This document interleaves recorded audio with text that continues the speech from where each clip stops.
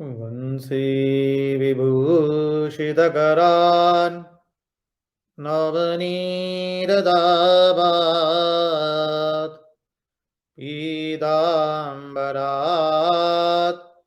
अरुणबिम्बफलादरुष्ठात् पूर्णेन्दुसुन्दरमुखात् अरविन्दनेत्रात् कृष्णात् परम् किमपि तत्त्वम् अहं न जाने।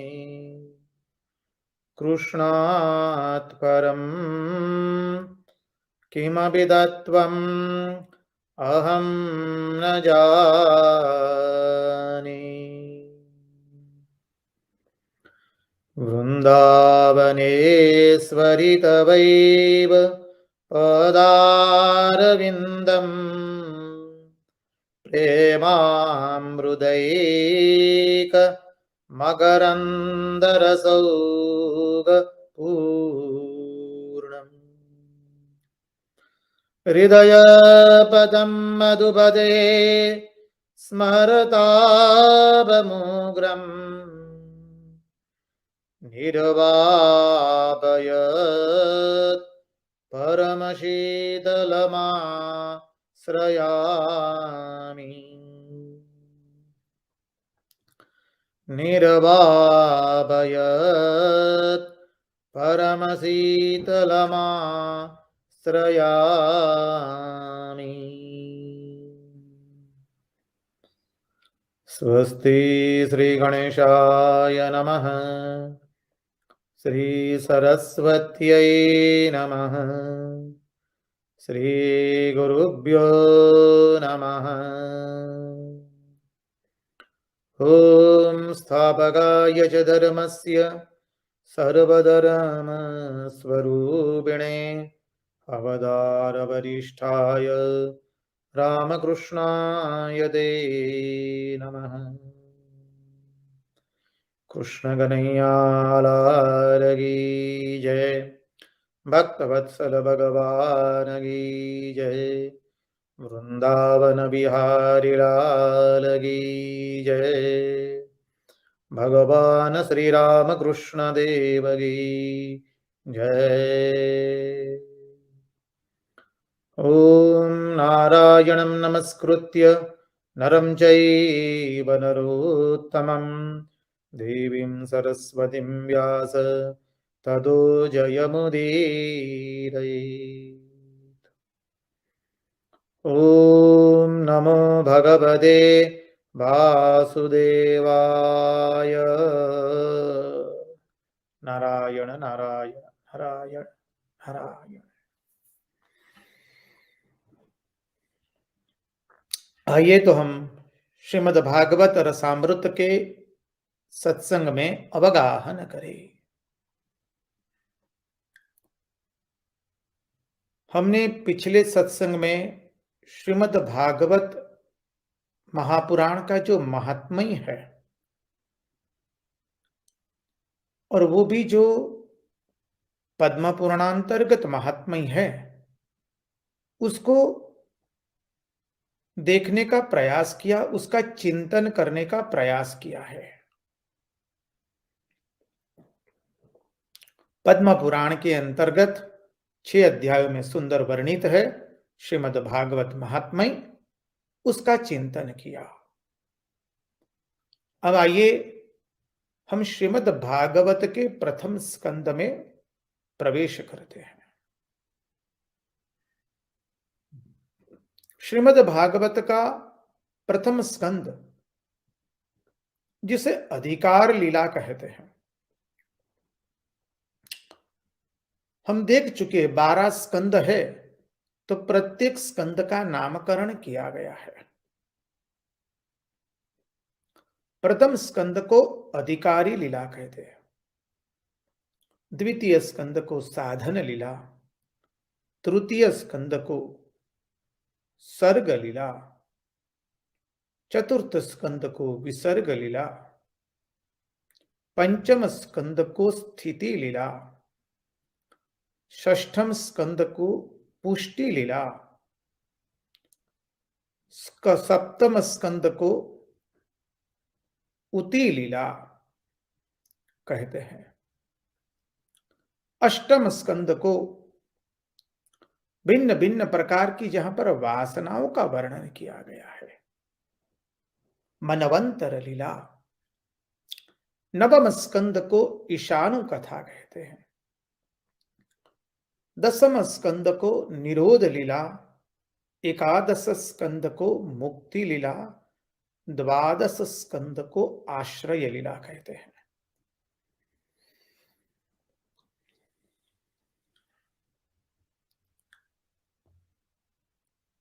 तो प्रथम स्कंद जो है वो अधिकारी लीला है। प्रथम स्कंद का प्रथम श्लोक ही है, जन्माद्यस्य यतोऽन्वयादितरत चार्तेष्वभिज्ञस्वराट् तेने ब्रह्महृदाय आदिकवये मुह्यन्ति यत् सूरयः तेजो वारिमृदां यथा विनिमयो। कितना सुंदर कहा इस प्रथम स्कंद के प्रथम श्लोक में, तेजो वारिमृदां यथा विनिमयो यत्र त्रिसर्गो मृषा धाम्ना स्वेन सदा निरस्तकुहकम् सत्यं परं धीमहि सत्यं परं धीमहि। जन्माद्यस्य यतोऽन्वयादितरतश्चार्थेष्वभिज्ञस्वराट् तेने ब्रह्महृदाय आदिकवये मुह्यन्ति यत्सूरयः तेजो वारिमृदां यथा विनिमयो यत्र त्रिसर्गो मृषा धाम्ना स्वेन सदा निरस्तकुहकं सत्यं परं धीमहि। सरल अर्थ से पहले चिंतन करने का प्रयास करें। पहले उस शब्द पर दृष्टिपात करते हैं, चिंतन करते हैं। श्लोक के अंत में भगवान वेदव्यास जी लिखते हैं, सत्यम परम धीमहि।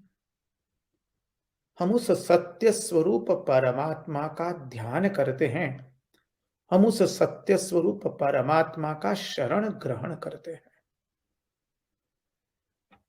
देखिए, कई महात्माओं ने, विद्वानों ने भागवत के प्रथम स्कंद के इस प्रथम श्लोक को मंगलाचरण के रूप में लिया है।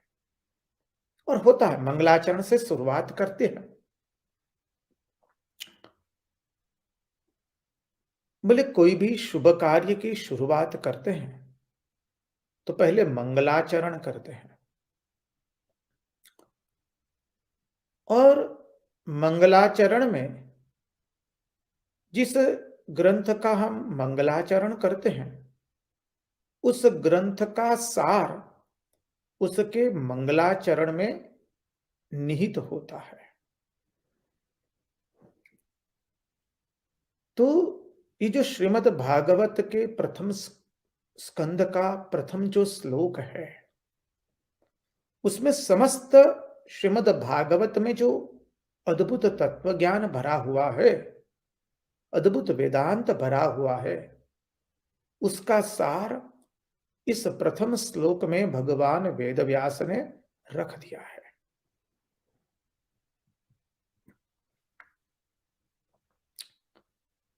पहले देखें तो श्लोक के अंत में कहा है, सत्यम परम धीमहि। उस सत्य स्वरूप परमात्मा का हम ध्यान करते हैं। मंगलाचरण किसे कहते हैं? जिसका आचरण मंगल हो, उसका श्रवण मनन निधिध्यासन करने से हमारा जीवन मंगल बनता है। मंगलाचरण। आचरण मंगल कब बनता है? जब उसका ज्ञान मंगलदायक होता है, उसकी भावनाएं मंगलदायक होती है और उसका कार्य मंगलदायक होता है। इसलिए मंगलाचरण किया जाता है।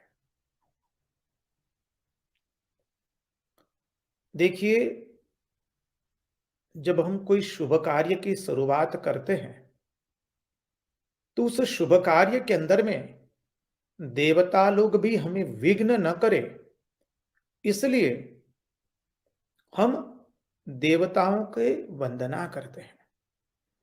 क्योंकि देवताओं को भी भय लगता है कि नारायण का ध्यान करके नारायण के जैसा हो जाएगा।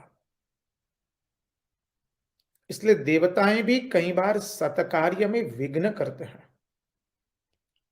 तो देवताओं को भी संतुष्ट करने के लिए, रखने के लिए पहले देवताओं की भी वंदना की जाती है।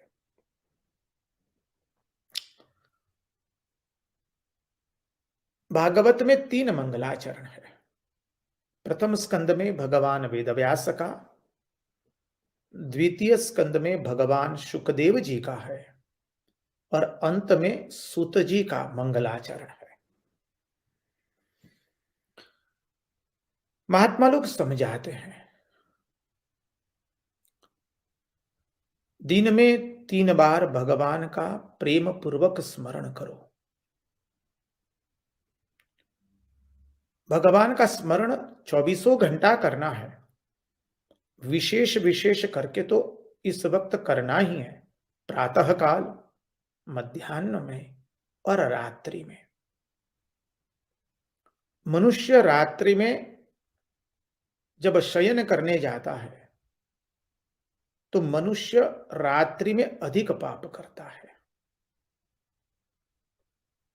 अपने मन से वो पाप करता है। मध्याह्न में वो जगत में व्यस्त होता है, तब पाप करता है। और प्रातः काल जब मनुष्य उठता है, तब रात्रि में भगवत चिंतन नहीं होने के कारण प्रातः उठते ही उसे भगवान का स्मरण होता नहीं है। इसलिए महात्मा समझाते हैं कि मानव प्रातः काल उठ करके पहले भगवान का स्मरण करो। देखिए, आचार्य महात्मा लोग समझाते हैं, जब हम प्रातः काल उठ करके, उठते हमारी चेष्टा के बिना हम जब भगवान का स्मरण करते हैं उठते ही, तो समझिए सारी रात्रि हमने भगवत चिंतन में व्यतीत करने का प्रयास किया है। प्रातः काल उठते संसार का चिंतन हो, तो समझिए सारी रात्रि हम संसार का चिंतन करके सोए हैं। इसलिए रात्रि में शयन करने के समय जितना हो सके भगवान का चिंतन करते करते सो जाना है। जिन्होंने गुरु मंत्र लिया है अपने गुरु से, इष्टदेव का मंत्र लिया है, और कोई भी वैष्णव, कोई भी भगवान का भक्त रात्रि में सोने से पूर्व वो भगवान का स्मरण करके ही सोता है। श्री रामकृष्ण देव रामकृष्ण कथामृत में समझाते हैं कि जो भगवान का सात्विक भक्त होता है, वो भगवान की भक्ति कैसे करता है? बोले लोग देखे ऐसे नहीं। रात्रि में जब सब लोग शयन करने चले जाते हैं, तो सबके साथ वो भी शयन करता है। फिर थोड़ी देर के बाद वो उठ जाता है और सारी रात्रि भगवान के स्मरण में व्यतीत करता है।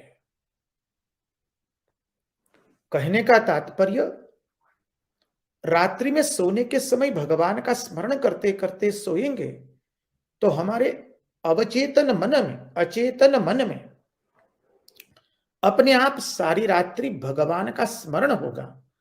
और जब प्रातः काल उठेंगे तो पहला अपने आप ही भगवान का स्मरण हो जाएगा।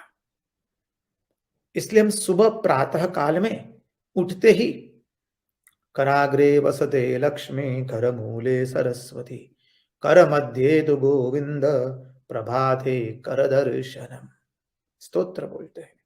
समुद्र वसने देवी पर्वत स्तन मंडिते विष्णु पत्नीम नमस्तुभ्यम पाद स्पर्श क्षमस्व मे।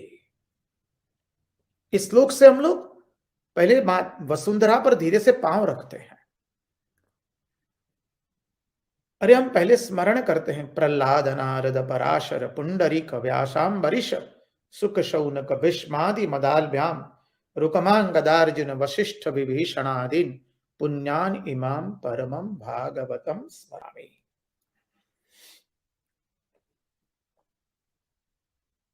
हम भगवान का स्मरण करते हैं।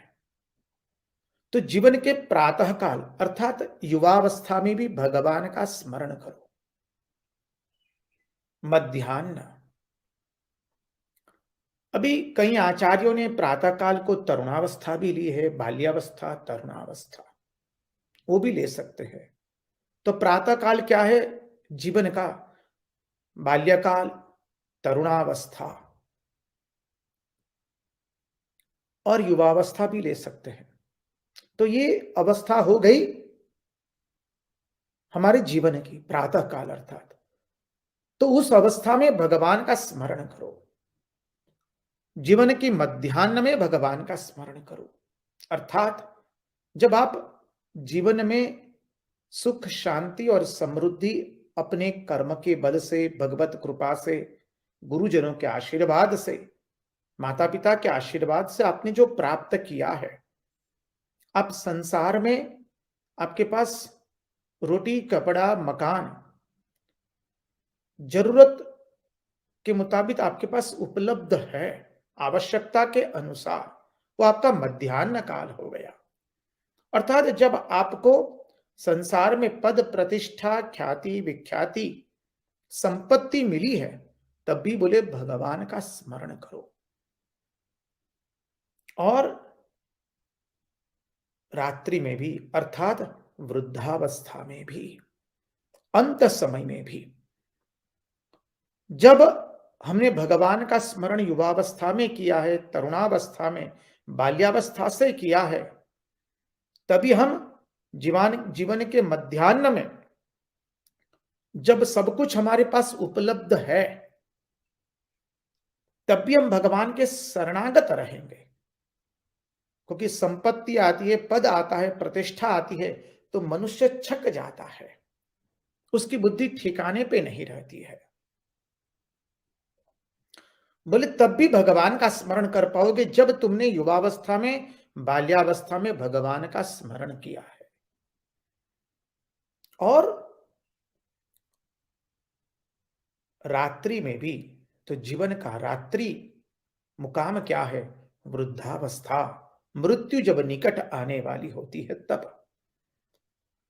इसलिए कहा सुखावसाने इदमेव सारम दुखावसाने इदमेव ज्ञेयम देहावसाने इदमेव जाप्यम गोविंद दामोदर माधवेति।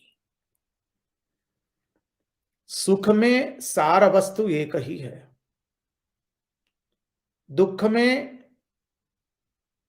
याद रखने की वस्तु एक ही है, और शरीर का जब नाश होता हो, मृत्यु आकर खड़ी हो, तब जपने योग्य वस्तु एक ही है, और वह है श्री कृष्ण गोविंद हरे मुरारे हे नाथ नारायण वासुदेव।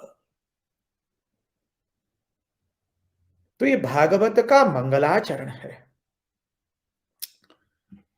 बोले व्यास ऋषि ने लिखा है, भगवान वेद व्यास लिखते हैं, हम उस परमात्मा का ध्यान करते हैं।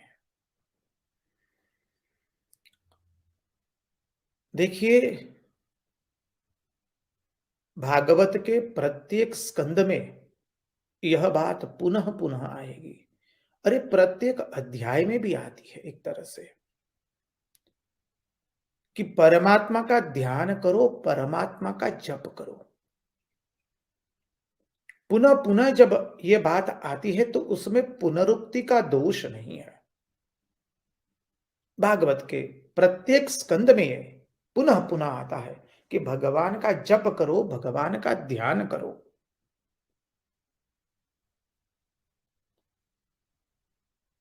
बोले भगवान का ध्यान करना है, भगवान का जप करना है।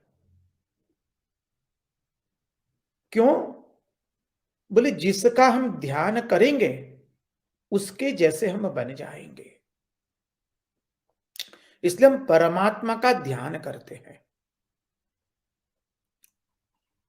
ध्यान कब कैसे करना, कहां करना, श्री रामकृष्ण देव ने बताया। ध्यान करना तो मन में, वन में और कोने में, अर्थात ब्रह्म मुहूर्त में उठ करके ध्यान करो। ध्यान का समय है ब्रह्म मुहूर्त में उठो। ब्रह्म मुहूर्त अर्थात सूर्योदय से 1.5 घंटा पहले। राजकोट में 6 बजे सूर्योदय होता है, 4:30 बजे ब्रह्म मुहूर्त हुआ। विशाखापट्टनम में 5 बजे, 5:30 बजे सूर्योदय होता है, तो 4 बजे ब्रह्म मुहूर्त हुआ। इसलिए प्रातः काल ब्रह्म मुहूर्त में उठ करके ध्यान करो। ध्यान करने से हम जिसका ध्यान करते हैं उसके जैसे बन जाते हैं। देखिए, श्री कृष्ण का सब कुछ मंगल है। श्री कृष्ण का ज्ञान मंगल है, श्री कृष्ण की भावना मंगल है, श्री कृष्ण के की क्रिया भी मंगल है। इसलिए श्री कृष्ण का हम ध्यान करते हैं।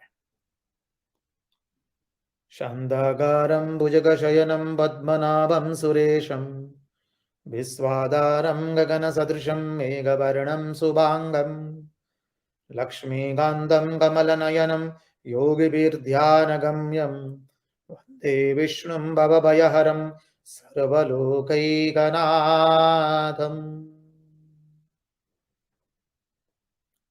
भगवान श्री रामकृष्ण देव के ऊपर में जो ध्यान स्तोत्र है, पूज्यपाद श्रीमद स्वामी अभिदानंद जी महाराज कृत अद्भुत ध्यान स्तोत्र है।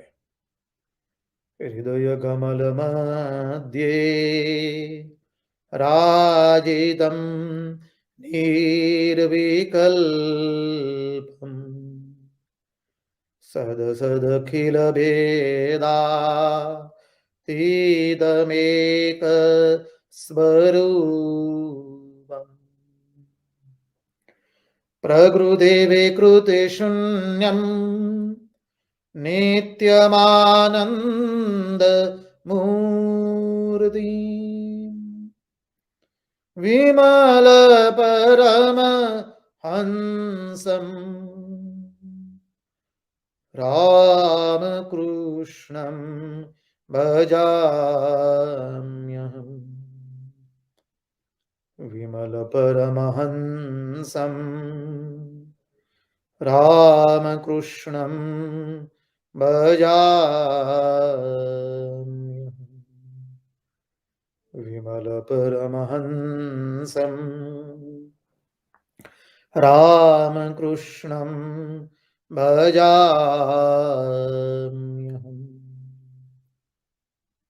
बोले भगवान का ध्यान करो। देखिए, शिव जी का सब कुछ अमंगल है। शिव जी का वेश अमंगल है। शिव जी ने श्रीअंग पर, उनके श्रीअंग पर स्मशान की भभूति लगाई है। गले में सर्प है, सर पर गंगाजी धारण की है, व्याघ्रांबर पहना है। शिव जी का वेश में कुछ मंगल बाहर से दिखता नहीं है, परंतु शिव जी का ध्यान और शिव जी का जीवन मंगलमय है। क्यों? क्योंकि शिव जी ने काम को भस्मीभूत कर दिया है। किसका चिंतन मंगलमय है, किसका जीवन मंगलमय है, किसका कार्य मंगलमय है, हमारा शास्त्र बताता है।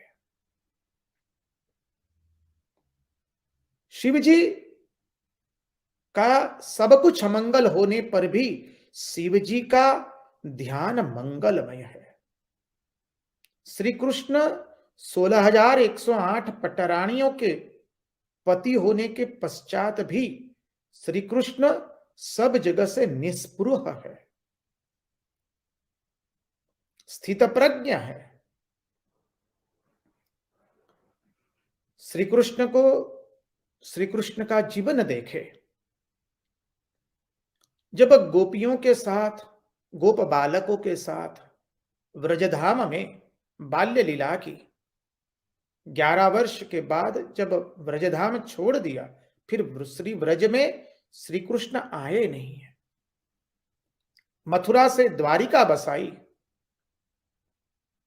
और द्वारिका में पूर्ण वैभव में श्री कृष्ण आनंदित है, और जब द्वारिका डुबो दी तब भी श्री कृष्ण में आनंद में कोई फर्क नहीं पड़ा है। श्री कृष्ण का आनंद वैसा का वैसा ही रहा है। श्री कृष्ण का सब कुछ मंगलमय है। मनुष्य की क्रिया में काम होने से क्रिया अमंगल होती है। क्रिया में स्वार्थ होने से, अहंकार होने से, काम भावना अर्थात स्वार्थ परायणता होने से क्रिया अमंगल हो जाती है। आचार्य समझाते हैं,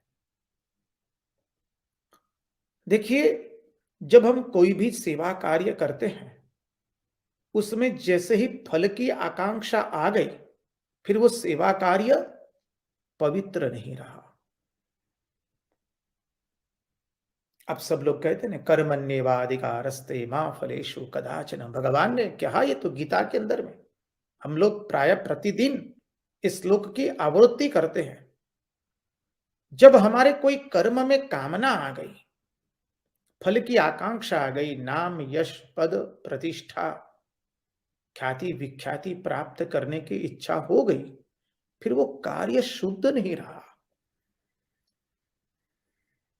उस कार्य के अंदर में हमारा स्वार्थ हो गया, हमारी कामना आ गई, और जब कामना आती है फिर वो कार्य पवित्र नहीं रहा।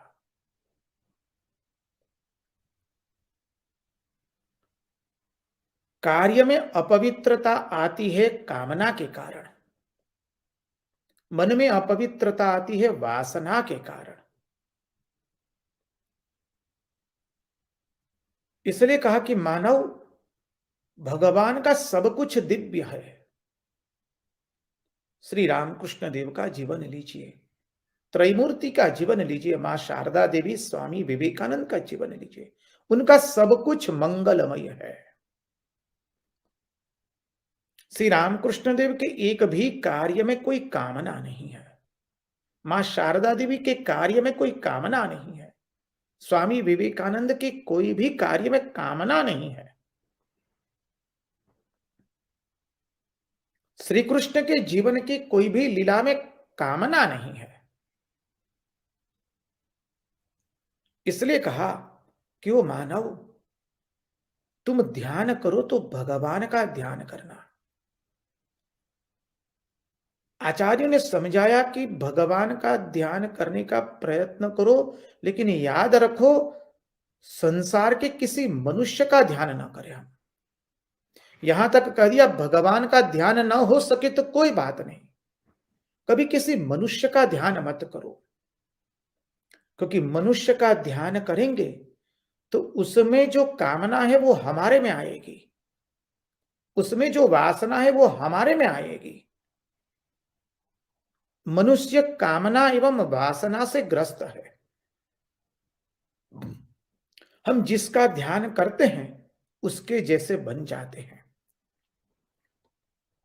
इसलिए ध्यान तो केवल परमात्मा का ही करने का, जो भी आपके गुरु मंत्र, आपके गुरुदेव ने जो बताया हो, आपके जो भी इष्ट हो, रामकृष्ण, रामकृष्ण देव, शिव, महादेव जी या अंबा, दुर्गा, जो भी देवी देवताओं को आप मानते हो, उनका ध्यान करो। परमात्मा का ध्यान करने का, परमात्मा का ध्यान न कर सके तो कोई बात नहीं, किसी मनुष्य का ध्यान नहीं करना है। यहां तक आचार्यों ने कह दिया। इसलिए कहा, मानव तुम क्रिया के अंदर में, जब तुम्हारी क्रिया में कामना आ जाएगी, फिर वो क्रिया अपवित्र हो गई। इसलिए स्वामी विवेकानंद कहते हैं, अनसेल्फिशनेस इज गॉड, निस्वार्थता ही ईश्वर है। तो निस्वार्थता क्या हुई? जब हम कोई भी कार्य करते हैं, उसमें जब हमारा कोई स्वार्थ नहीं रहा, तो वो कार्य क्या हो गया? पवित्र हो गया। और जो पवित्र है वहां ईश्वर है। निस्वार्थता ईश्वर है। Unselfishness is God.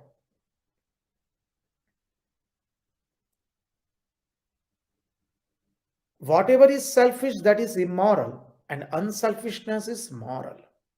Swami Vivekananda ने यह भी परिभाषा दी है, जो स्वार्थ परायणता है वो अनैतिकता है, और जो निस्वार्थता है वही नैतिकता है। हम आध्यात्मिक मार्ग में अग्रसर हो रहे हैं कि नहीं, वो देखना है तो कैसे देखेंगे? अपने आप को ही हमें पूछना है, हमारे में स्वार्थ बुद्धि कितनी रही? हम क्या निस्वार्थ बन रहे हैं प्रत्येक दिन, प्रतिदिन?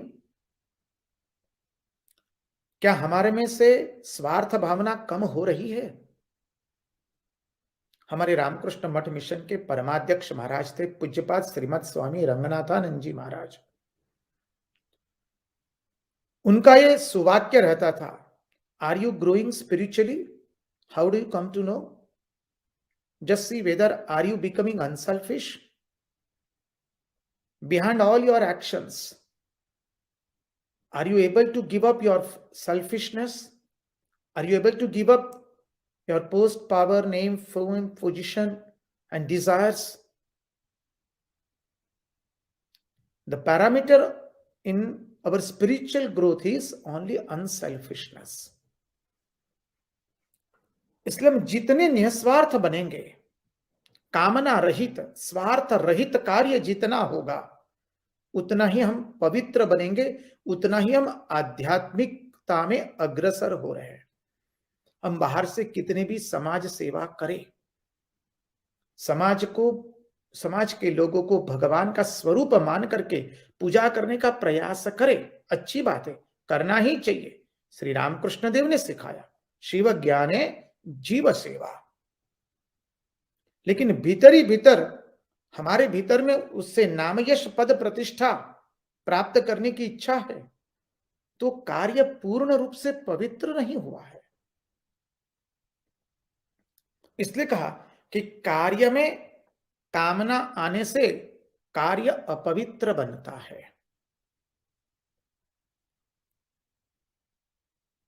बोले किसका ध्यान करें? तो भगवान वेदव्यास ने कहा, सत्यम परम धीमहि, उस सत्य स्वरूप परमात्मा का ध्यान करो। भगवान का कोई एक विशेष देवी देवता का नाम नहीं लिया है। व्यास ऋषि चाहते तो लिख सकते थे, कृष्णम परम धीमहि, हरिम परम धीमहि, शिवम परम धीमहि, विष्णुम परम धीमहि, या शक्तिम पराम धीमहि। कोई देवी देवता का नाम नहीं लिया है।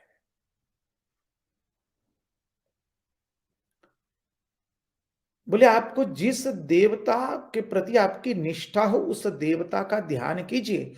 और वो देवता कैसे? बोले सत्य स्वरूप है। परमात्मा का स्वरूप ही है सत्य स्वरूप, सच्चिदानंद रूपाय। हमने देखा सत स्वरूप, ज्ञान स्वरूप एवं आनंद स्वरूप, ये परमात्मा का स्वरूप है।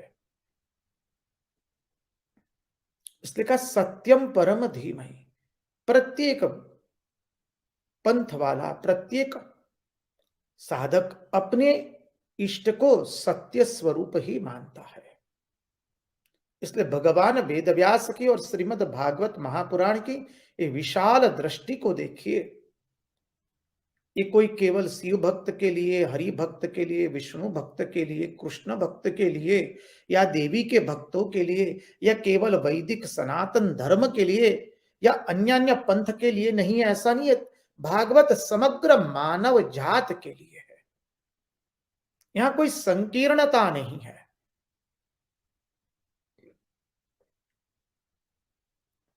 स्वामी विवेकानंद कहते हैं, संकीर्णता ही मृत्यु है, विस्तार ही जीवन है।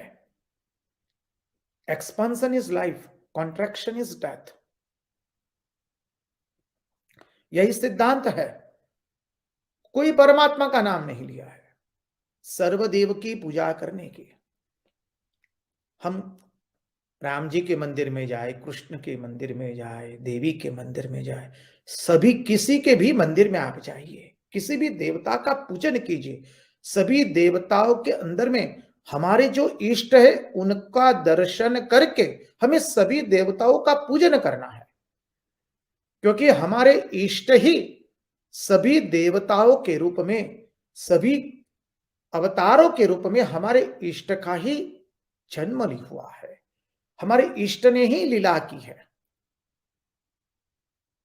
हमारे इष्ट ही भिन्न भिन्न आकार धारण करके, भिन्न भिन्न स्वरूप धारण करके, भिन्न भिन्न नाम धारण करके भिन्न भिन्न लीला कर रहे हैं।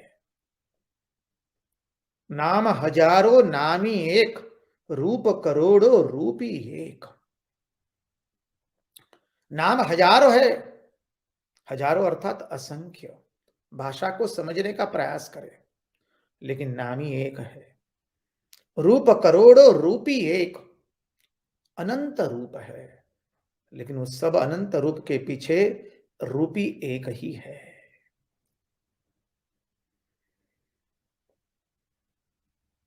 भगवान ही देवी का रूप लेते हैं, भगवान ही देवता का रूप लेते हैं, भगवान ही भिन्न भिन्न स्वरूप में प्रकाशित हो रहे हैं, हमारे इष्ट ही। इसलिए कहा ना, श्रीनाथे जानकी नाथे अभेद परमात्मनि तथापि मम सर्वस्वम राम कमललोचन। हनुमान जी प्रार्थना करते, कितनी सुंदर प्रार्थना है। राम नाम के दिन आप पहले यही गाते हैं हम सब लोग, कि हम जानते हैं श्रीनाथ एवं जानकी नाथ एक ही है, किंतु हमारे लिए जानकी नाथ के श्री चरण कमल ही सर्वस्व है। तो पूजा सबकी हम करेंगे, सबको वंदन करेंगे, लेकिन हमारा ध्यान केवल एक ही स्वरूप में का होगा। भगवान के एक ही स्वरूप का ध्यान किया जाता है। जब तक हम जीवन में गुरु नहीं करते हैं, गुरु हमें बता देते हैं हमारे इष्ट कौन है और हमारा पथ क्या है। जब तक जीवन में गुरु नहीं करते हैं, तब तक कभी मनुष्य को शिव जी अच्छे लगते, कभी मां दुर्गा, कभी मां अंबा, कभी श्री कृष्ण, कभी श्री राम, कभी कोई दूसरे देवता।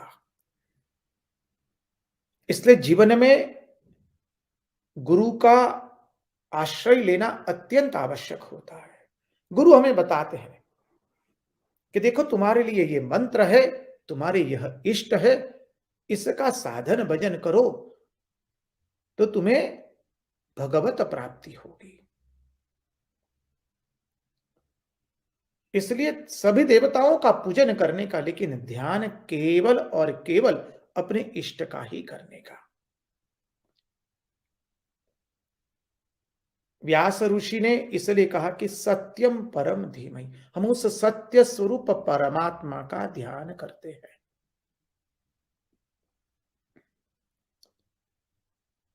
देखिए,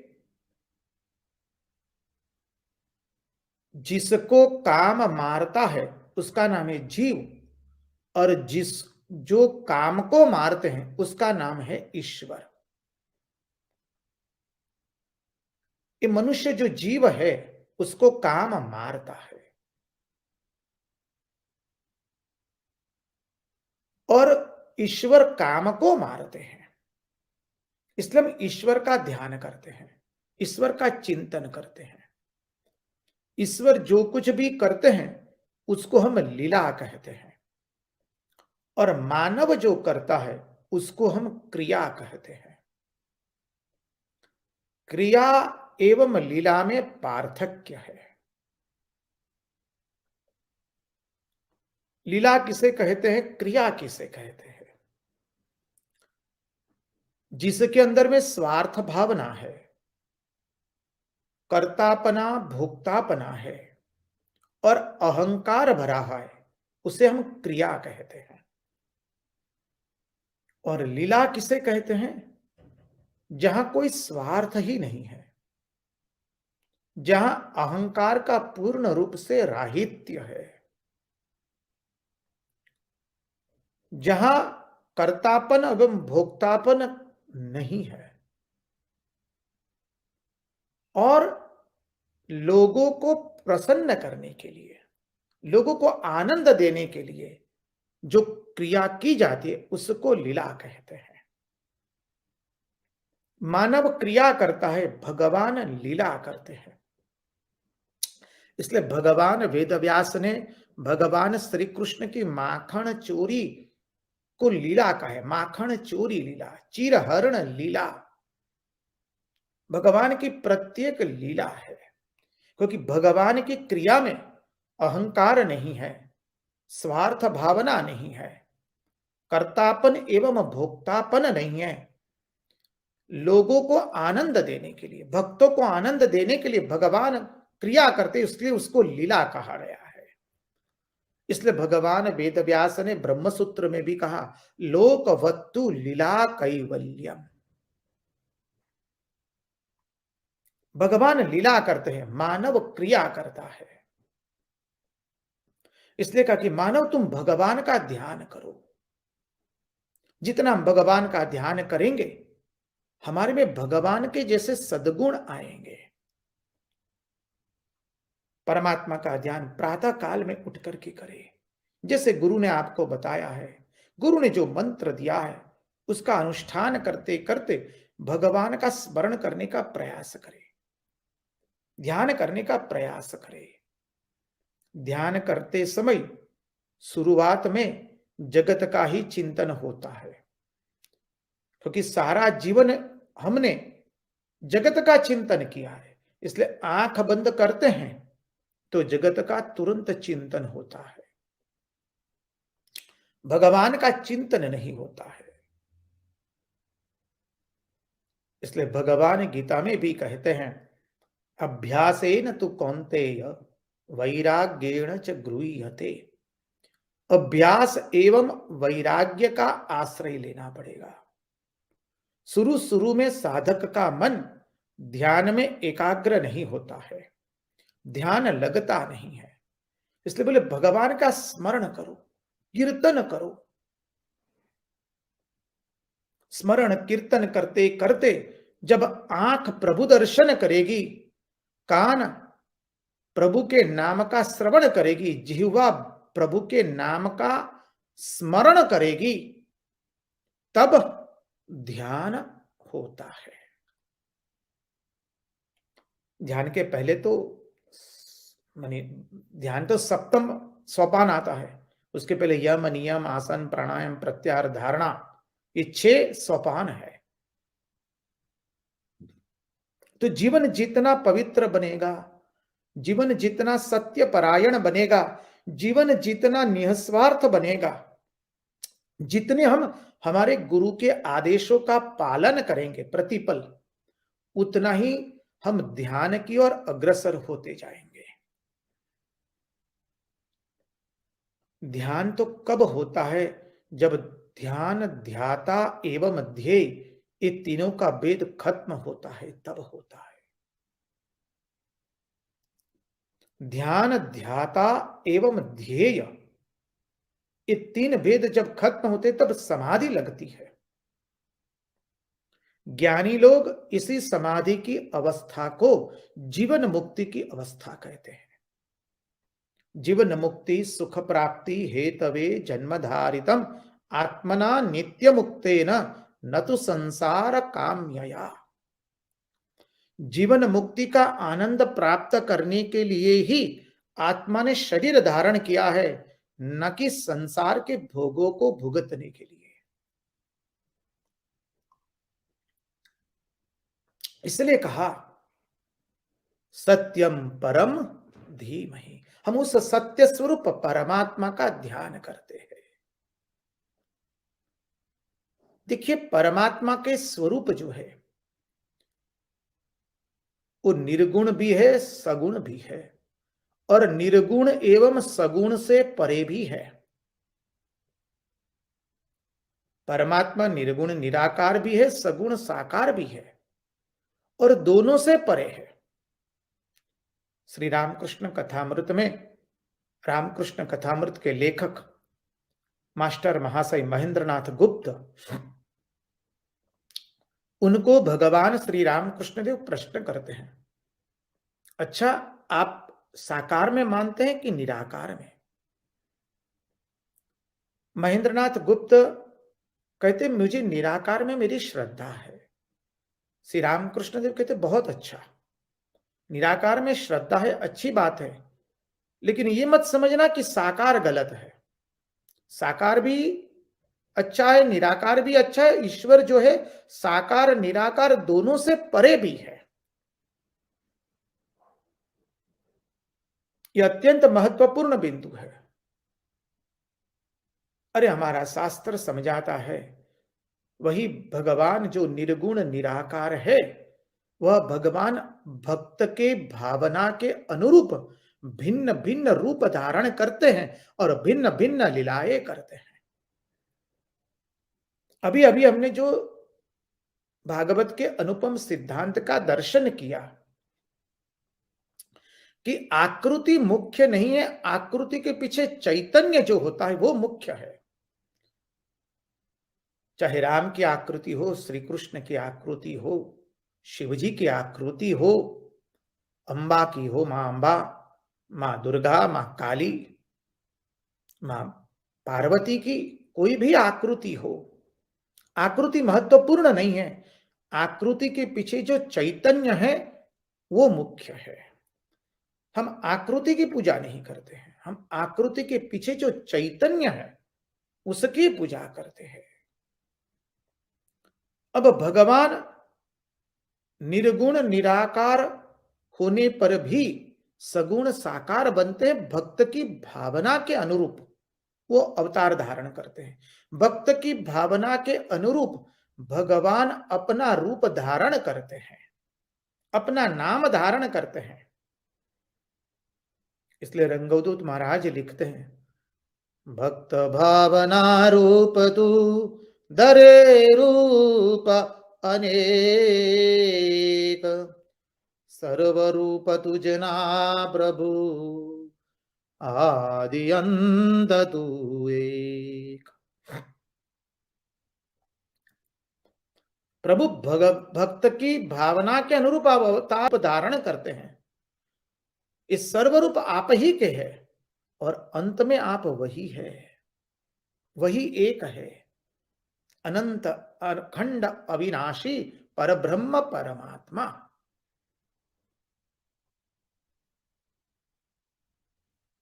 तो भगवान वेदव्यास कहते हैं, हम उस सत्य स्वरूप परमात्मा का ध्यान करते हैं। अब परमात्मा निर्गुण है एवं सगुण भी है। देखिए, ज्ञानी साधक अपनी साधना में जो भी बाधाएं आती है उसको ज्ञान के मार्ग से, ज्ञान की तलवार से उसका छेदन करता है, उसका अपवाद करता है। और भक्त भक्ति के पथ से उसके मार्ग में आने वाली बाधाओं का अतिक्रम करता है। दोनों का गंतव्य स्थान एक ही है, मार्ग अलग अलग हो सकते हैं। अद्वैत वेदांती कहेंगे हम तो साधन चतुष्टय का पालन करते हैं। भक्ति मार्ग के साधक कहेंगे हम तो नवधा भक्ति का पालन करते हैं। योग मार्ग वाले कहेंगे हम तो अष्टांग योग का पालन करते हैं। यही है। साधन अलग अलग हो सकते लेकिन सबका ध्येय एक ही है। तो भागवत में इसलिए जहां पर भगवान वेदव्यास कहते सत्यम परम धीमहि, उसका अर्थ क्या है? बोले भागवत के इस श्लोक को निर्गुण निराकार एवं सगुण साकार दोनों की दृष्टि से महात्माओं ने वर्णन किया है।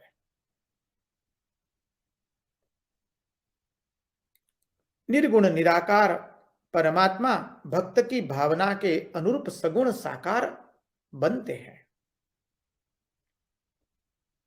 और वो निर्गुण निराकार भी है, सगुण साकार भी है, और दोनों से परे भी है।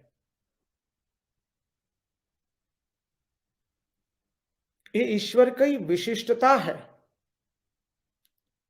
ईश्वर को किसी एक दायरे में हम बंद नहीं कर सकते हैं कि ईश्वर केवल निर्गुण है, तो बोले जो आकार है वो उसमें ईश्वर नहीं है। बोले ना ईश्वर केवल साकार है, तो केवल साकार है तो जिसको आकार नहीं, क्या उसमें ईश्वर नहीं है?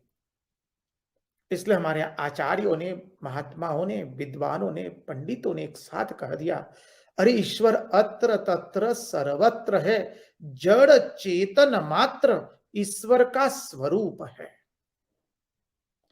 यह भावना करके हमें भगवान का ध्यान करना है। निराकार साकार सर्वे यदत्त, भगवान आकार में भी भगवान है, निराकार में भी भगवान है।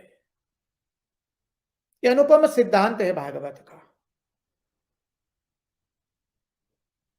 और कहा कि हम उस सत्य स्वरूप परमात्मा का ध्यान करते हैं। देखिए हमारे मन को अनेक जन्मों से इस संसार में और संसार के भोग के साथ खेलने की आदत पड़ गई है। परिणाम स्वरूप वो भगवान का चिंतन नहीं कर पाता है, उसको प्रभु चिंतन भाता नहीं है, प्रभु चिंतन में प्रीति नहीं होती है। इस मन को इसलिए शुरुआत के तबक्के में, शुरुआत की अवस्था में, साधक अवस्था हो, उपासक की अवस्था में, इस मन को बलात् करके प्रभु स्मरण में लगाना है। भगवान यही बात पुनः पुनः कह रहे हैं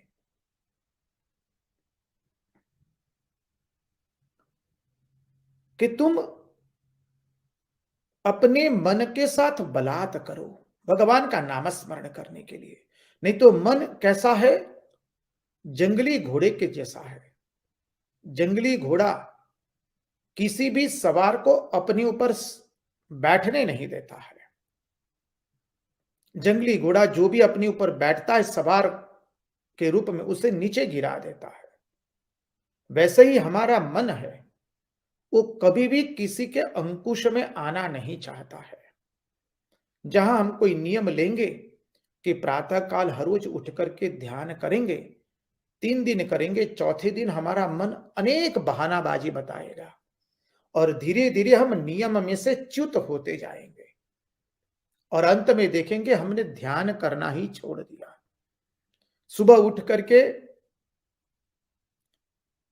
भगवान का जप करने का नियम लेंगे, 10 दिन अच्छा होगा, 11वें 12वें दिन हमारा मन तूफान मचाएगा, आतंक मचाता है। साधक को अपने नियम से च्युत करने के लिए वो मजबूर करता है। क्यों? क्योंकि अनेक जन्मों से हमारे मन ने केवल संसार का ही भोग किया है, केवल संसार का ही चिंतन किया है। परिणाम स्वरूप उसे भगवान का नाम स्मरण मधुर नहीं लगता है, उसे भाता नहीं है। इसलिए भगवान का नाम कैसे शुरू में कड़वा लगता है लेकिन अंत में मधुर लगता है। अपने मन को हम आदत डाल दे, मन को समझा दे, मन तुम्हें पसंद हो या ना पसंद हो, तुम्हें ये करना है। और जितने जितने हमारे आचार विचार शुद्ध होते जाएंगे, हम लोग अनुभव करेंगे हमारा भगवान नामस्मरण हो रहा है। इसलिए महापुरुष महाराज श्री रामकृष्ण देव के अंतरंग सन्यासी शिष्य स्वामी शिवानंद जी महाराज कहते हैं, देखो प्रातः काल उठ जाओ और प्रातः काल उठ करके भगवान के नाम का एक नशा ले लो, और जब वो नशा लोगे तो सारा दिन अपने आप स्वतः भगवान नाम स्मरण होता रहेगा। अनन्यास चिंतयन्तो माम ये जना पर्युपासते तेषाम नित्यभियुक्तानां योगक्षेमम वहाम्यहम्। जो अनन्य चित्त से मेरा स्मरण करता है,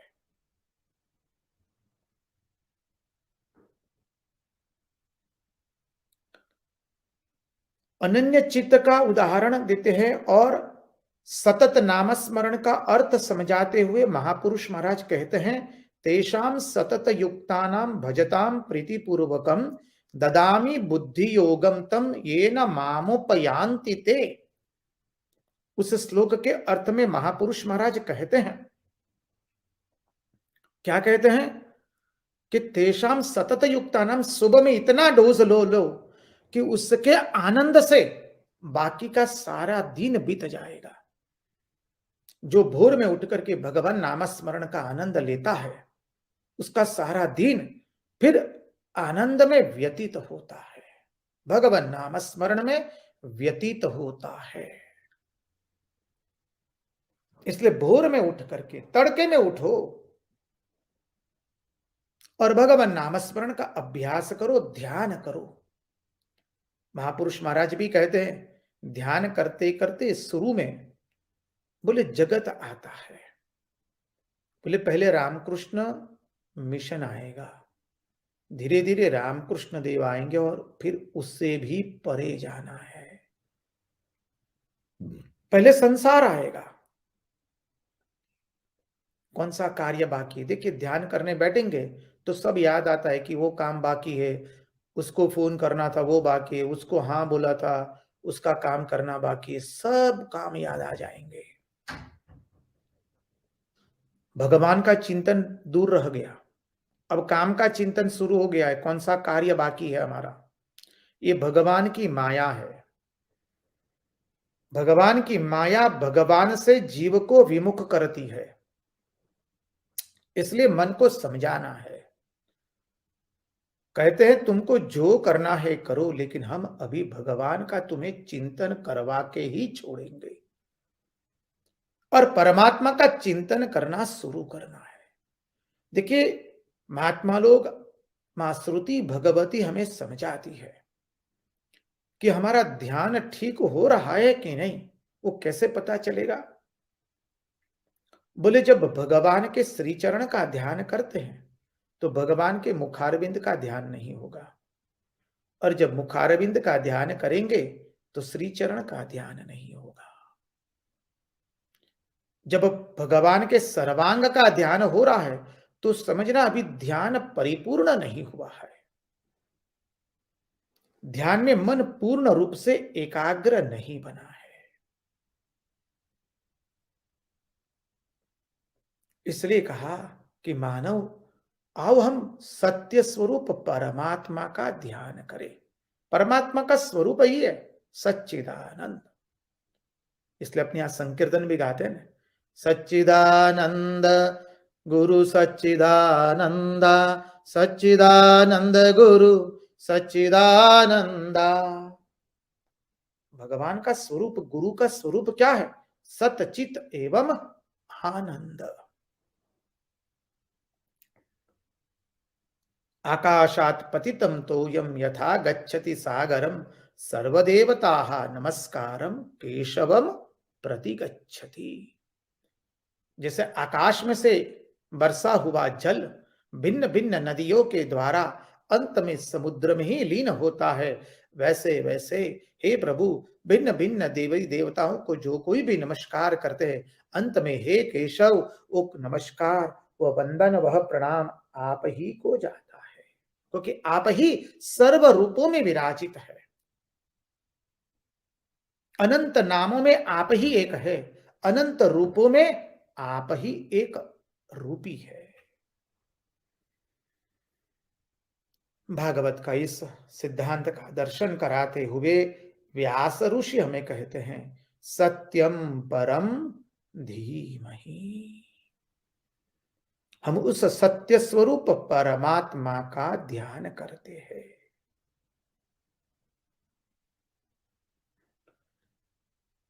देखिए, भगवान वेदव्यास ने इस श्लोक के अंदर में अद्भुत गूढ़ार्थ भरे हैं, और उस गूढ़ार्थ का क्या माने, इतना अद्भुत गूढ़ार्थ जो भरा है, उसको हम किस तरह से समझेंगे, उसका चिंतन हम धीरे धीरे शुरू करेंगे। पहले इस पद का चिंतन लिया कि सत्यम परम धीमहि।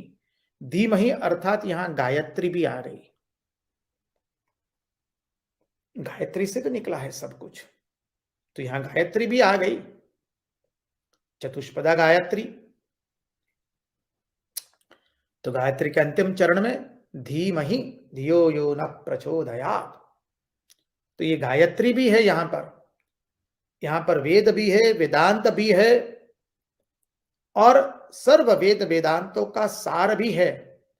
यह भगवान वेदव्यास ने भागवत के प्रथम श्लोक में अद्भुत रूप से रख दिया है, और उसका दर्शन कल करेंगे, शेष चर्चा कल करेंगे। आज उन्हीं की वाणी, उन्हीं के चरणों में समर्पित करते हुए भगवान से प्रार्थना करते हैं, प्रभु हमारे मन की मति, गति और रति आपके चरणों में बनी रहे। कृष्ण कन्हैया लाल की जय, भक्त वत्सल भगवान की जय, वृंदावन बिहारी लाल की जय, भगवान श्री राम कृष्ण देव की जय, सब संतन की जय, सब भक्तन की जय, श्री राम वृंदावन की जय। ओम नमः पार्वती पदये हर हर महादेव हर। जय जय श्री राधे, जय जय श्री राधे, जय जय श्री राधे। सबको जय राम कृष्ण, जय श्री कृष्ण।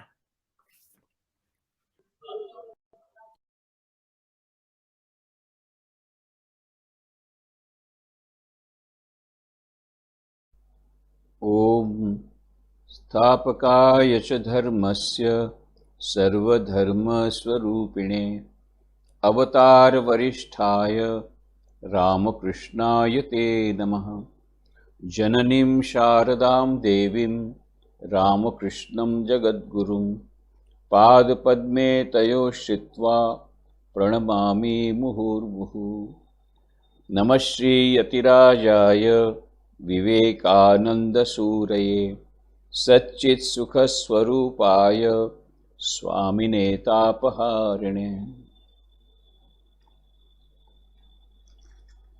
भगवान श्री रामकृष्ण देव, श्री माँ शारदा देवी एवं स्वामी विवेकानंद की कृपा से हमारा यह सत्संग भली भांति चल रहा है। पूज्य वीरेश्वरन जी की बातें चल रही है।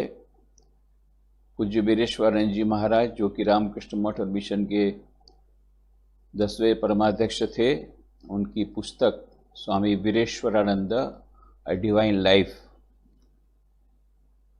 इसमें जिन लोगों ने अपने संस्मरण लिखे हैं, उनमें से कुछ चुने हुए संस्मरणों को हम लोग यहाँ पर ले रहे हैं। श्रीमती उषा गुप्ता पूज्य महाराज जी के बहुत निकट की थी, अत्यंत भक्तिमती, और महाराज जी के साथ जब वो ग्वालियर में थी तब उनके संपर्क में आई, दिल्ली जाती थी और बाद में वो रायपुर आ गई। उनके पति देवता विरोध में थे, परंतु उनके गुरुदेव ने, पूज्य महाराज श्री ने धीरे धीरे करके उनको भी भक्त बना दिया। ये अपने आप में लंबी कहानी है, बहुत ही दिलचस्प कहानी है, उसको हम छोड़ देते हैं तो उषा गुप्ता लिखती हैं कि 4 मार्च को 1985 को 1985 को 4 मार्च को उन्होंने एक स्वप्न देखा कि महाराज जी को सजा धजा करके माँ के मंदिर में ले जाया जा रहा है। तो उस समय वो समझ नहीं सकी। फिर बाद में पता पड़ा कि पूज्य महाराज श्री अत्यंत गंभीर रूप से बीमार हैं। तुरंत वो 6 तारीख को रायपुर से बेलूर मठ आ गई और पूज्य महाराज श्री ने उनको विशेष दर्शन दिया।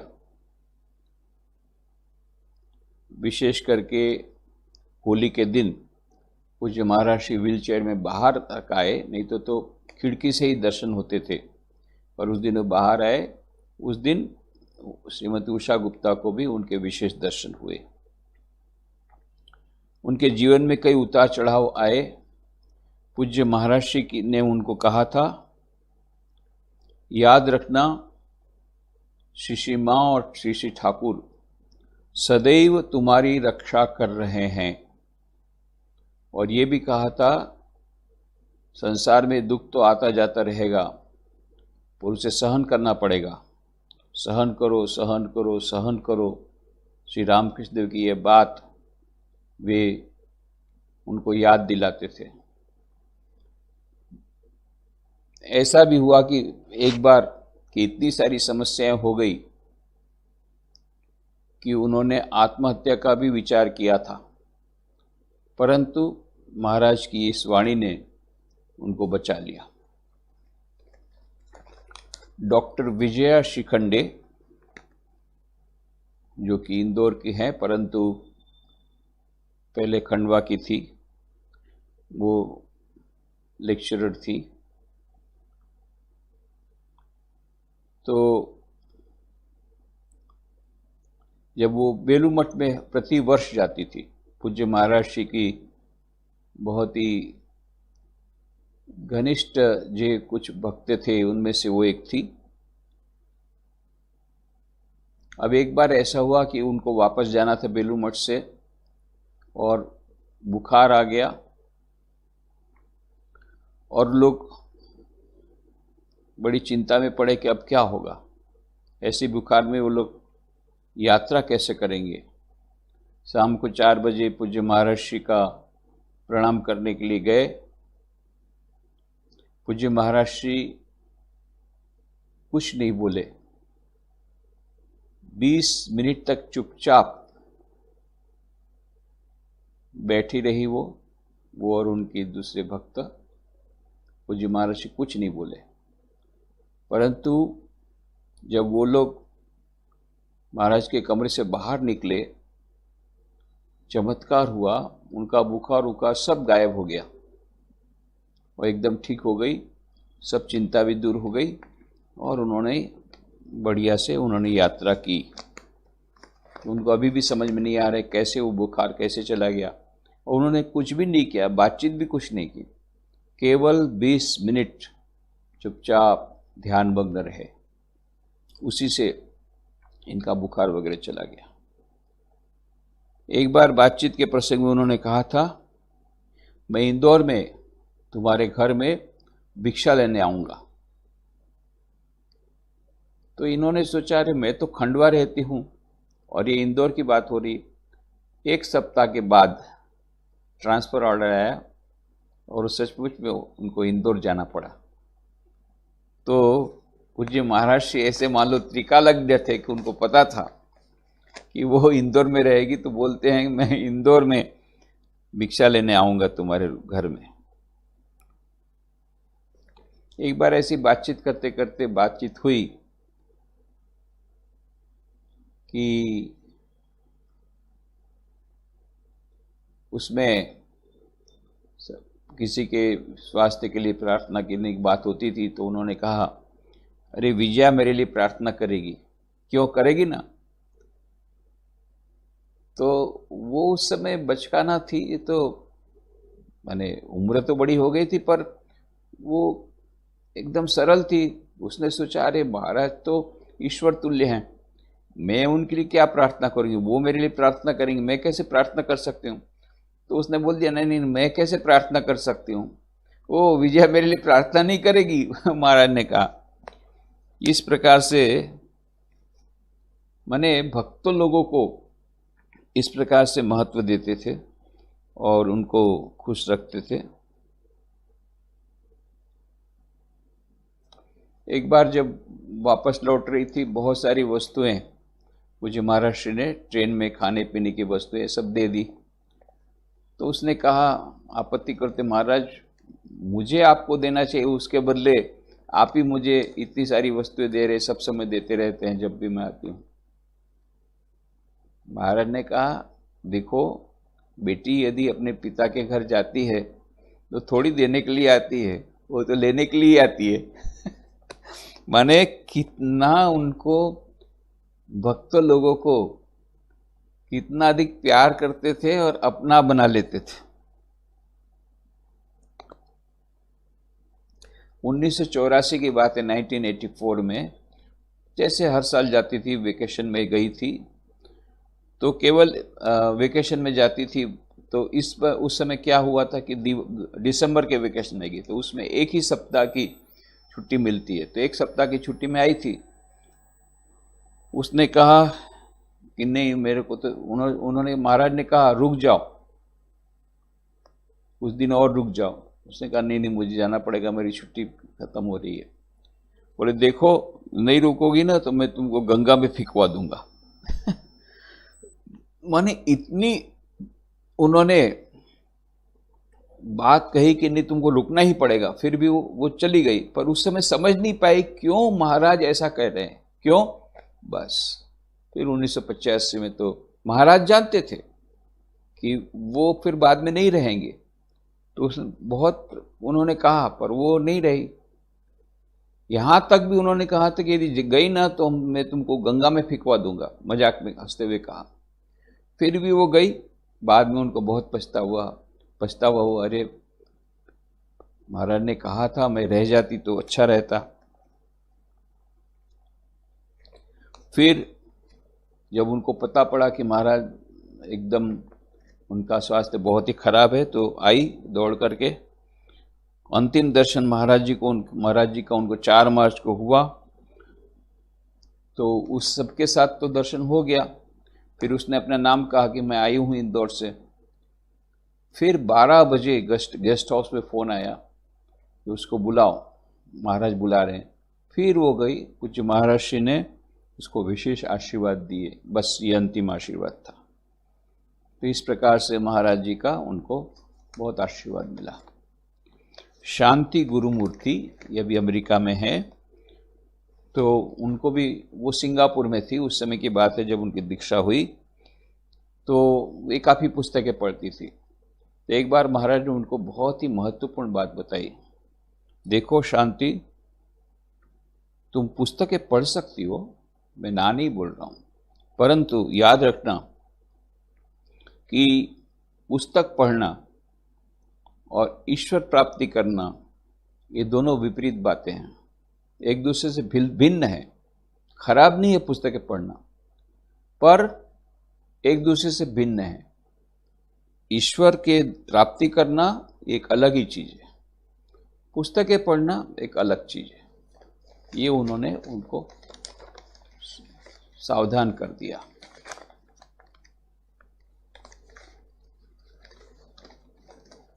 डॉक्टर अनिल देसाई और डॉक्टर लता देसाई, इन्होंने गुजरात में झगड़िया में सेवा रूरल झगड़िया आदिवासी बेल्ट में बहुत बड़ी सेवा की संस्था का निर्माण किया है।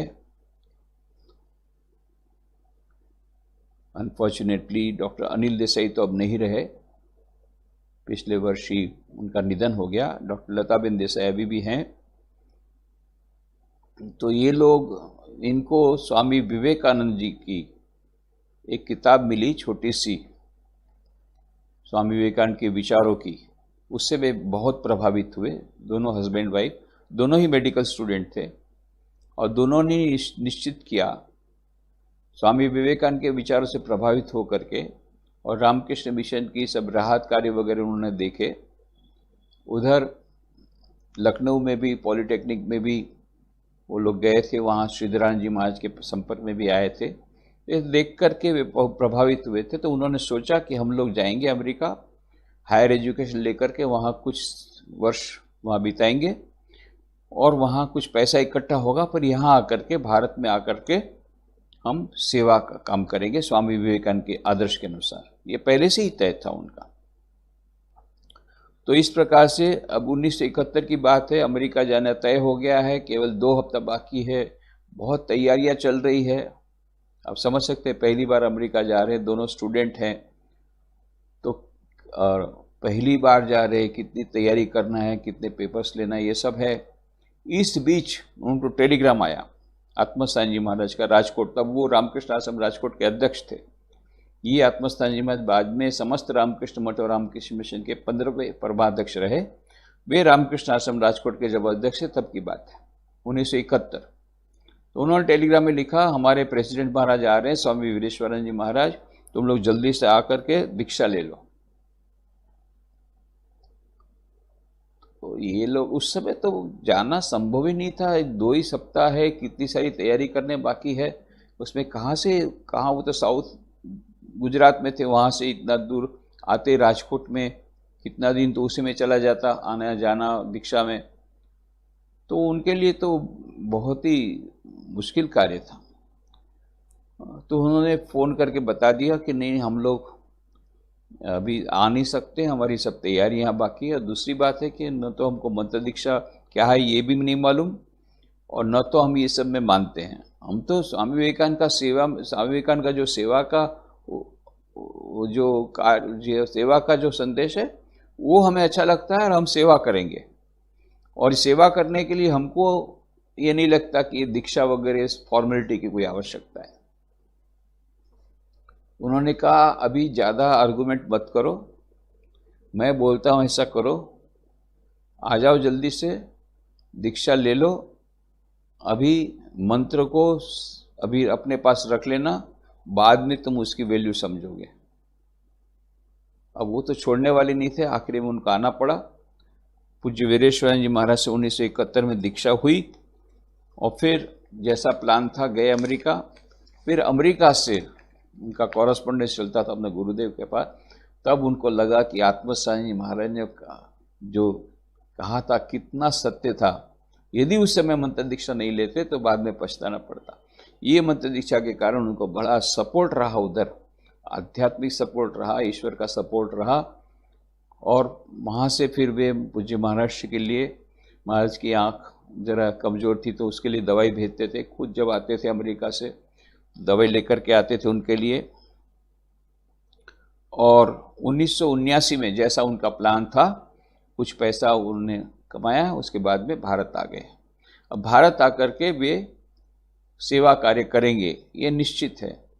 इसी बीच ईटानगर में रामकृष्ण मिशन नई हॉस्पिटल प्रारंभ हुई, तो उनको यह अनुरोध किया गया कि आप वहाँ पर आ जाइए ईटानगर में। तो वो लोग सोच रहे थे अपनी संस्था शुरू करेंगे, परंतु जब वहाँ से ऐसा निमंत्रण मिला तो उन्होंने सोचा ठीक है, अब चले जाते हैं वहाँ पर ईटानगर। इसी बीच एक बहुत बड़ा आंदोलन वहाँ शुरू हो गया, बहुत बड़ी अशांति हो गई। तो पूजनीय प्रेसिडेंट महाराज ने वीरेश्वरानंद जी में कहा, नहीं, ऐसी अवस्था में मत जाओ। उसके बाद जब शांति हो गई, उसके बाद उन्होंने टिकट कटाई, कल जाएंगे, टिकट हो भी गई है। एक दिन के बाद वो ईटानगर के लिए रवाना होंगे। उस समय बेलू मठ में थे, महाराज की निश्रा में ही थे, पूजनीय वीरेश्वरानंद जी महाराज की निश्रा में ही थे। रात को उनको खबर पड़ी वीरेश्वरानंद जी महाराज को कि फिर से वहाँ पर कुछ विद्यार्थियों ने आंदोलन छेड़ दिया है।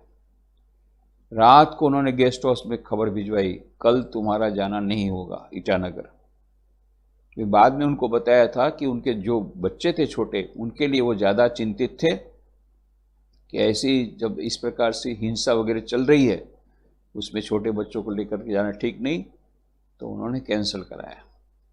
तो इस प्रकार से उनका ईटानगर जाना नहीं जब हुआ, तब उन्होंने दक्षिण गुजरात में झगड़िया में, भरूच के पास झगड़िया है, तो समझ जाइए बड़ौदा से लगभग 2 घंटे का ड्राइव है, 1.5-2 घंटे का।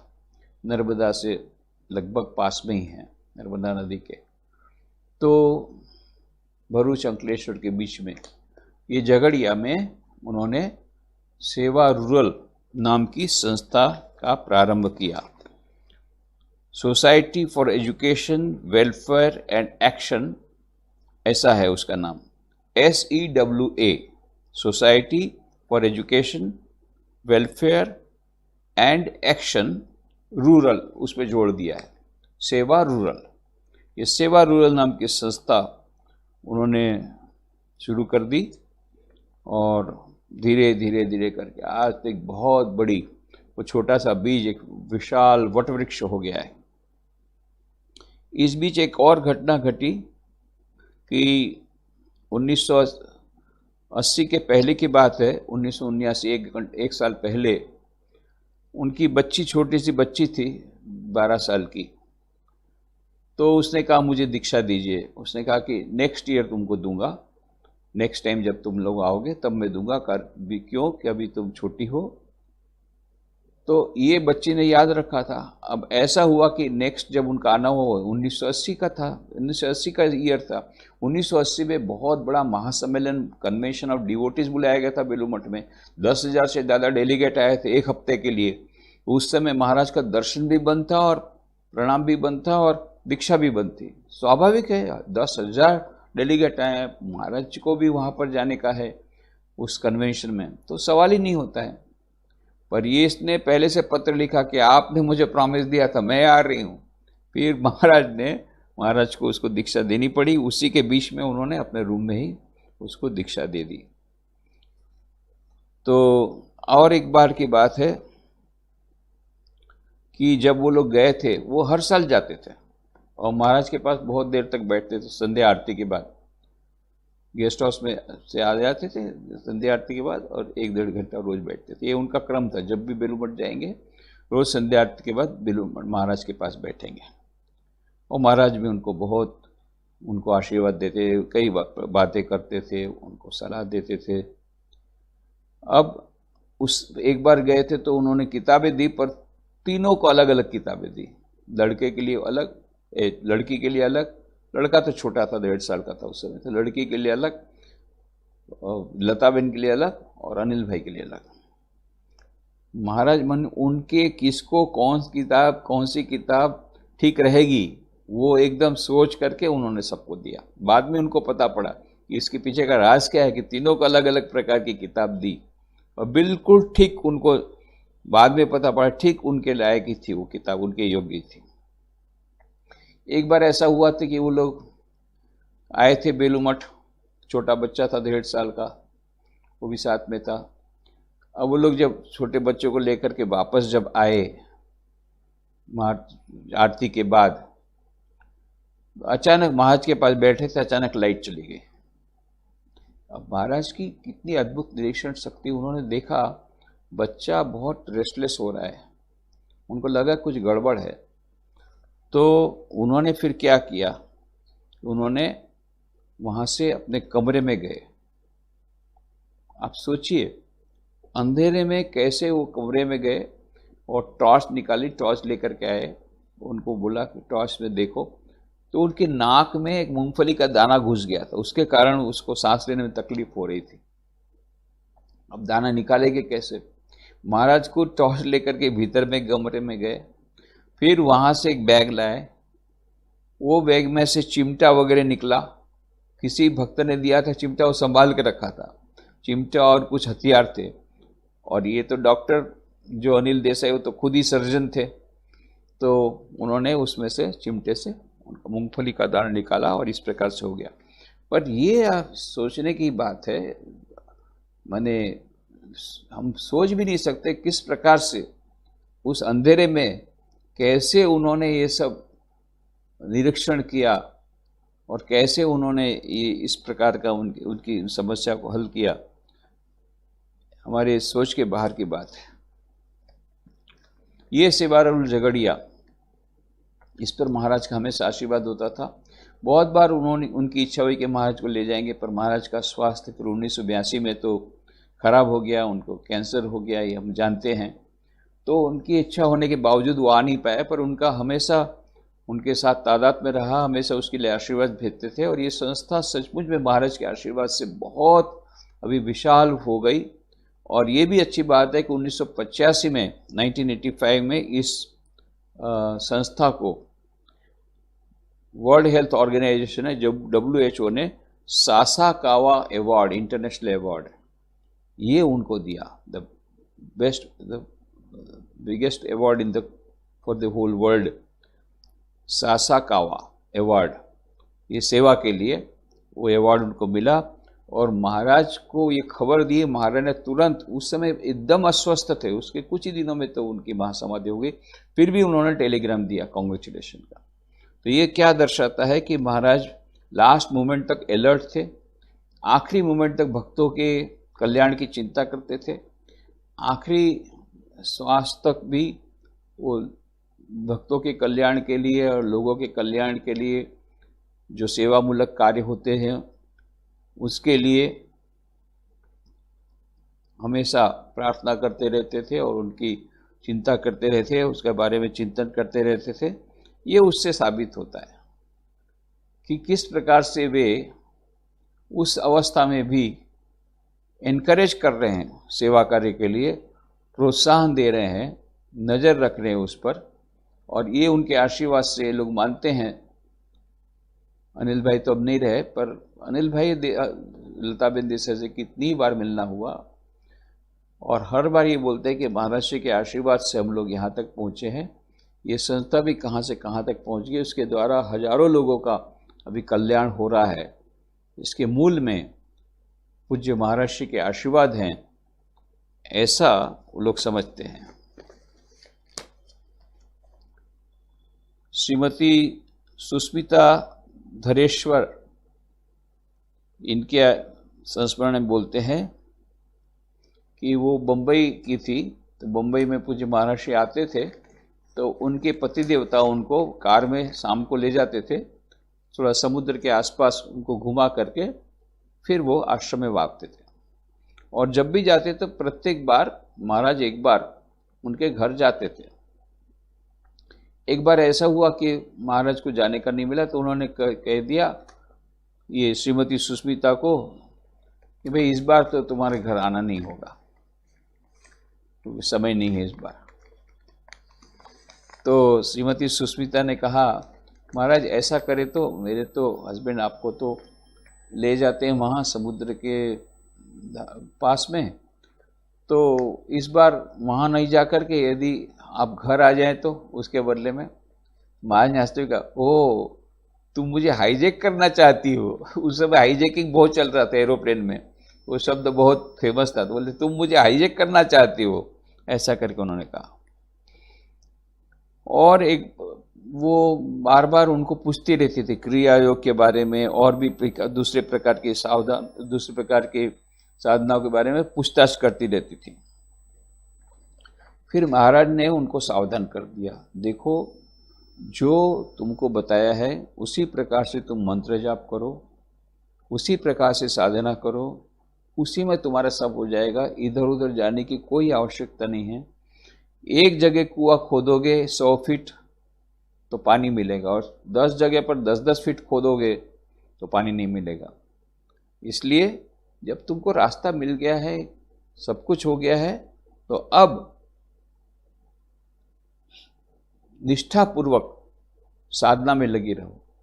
इधर उधर कहीं जाने की जरूरत नहीं है। कभी सुन लिया क्रिया योग, वो अच्छा लगा तो इसमें चले गए, तो इसका वो लगा, वो यहाँ जाता है, वो यहाँ जाता है, कुछ देखने की जरूरत नहीं है। ये सब छोड़ दो। तुमको जो साधना कहा गया है बस उसी को करो, उसे में तुम्हारा कल्याण है, उसे में तुम्हारा आध्यात्मिक सब कुछ जो होना है वो हो जाएगा। ये आजकल ये बहुत ही महत्वपूर्ण उन्होंने पूज्य महाराज ने मार्गदर्शन दिया। आजकल हम देखते हैं कई लोग हमारे पास आते हैं, हम वहाँ जाना है, यहाँ जाना है, वहाँ जाना है, यहाँ पर हमने ऐसा सुना, और आजकल तो चैनल में आता है, चैनल में इस गुरु ने ऐसा किया, चैनल वो गुरु ने बहुत फेमस हो गए हैं तो उसके पास चले जाएं। ये बोलते हैं कि हम 1 महीने में आपको समाधि दिला देंगे, ये बोलते हैं $500 में इंस्टेंट समाधि दिला देंगे। ऐसे करके कितनी लोग, बड़ा आश्चर्य लगता है कि आप चाहते क्या हो? कहलवाना चाहते हो कि हम इसके शिष्य हैं, ना आप चाहते ईश्वर की प्राप्ति? ईश्वर की प्राप्ति है तो आपको मिला है, एक मार्ग मिल गया है तो उस पर चलना शुरू करो। मार्केट सर्वे में ही अपना जीवन बिताने से कोई फायदा नहीं है। एनीवे, पूज्य महाराष्ट्र ने बहुत अच्छा उसको मार्गदर्शन दिया और इस प्रकार से फिर वो साधना में आगे बढ़ी। तो आज यहीं समाप्त करें। ओम शांति शांति शांति। हरि ओम तत्सत। श्री राम कृष्णार्पणमस्तु।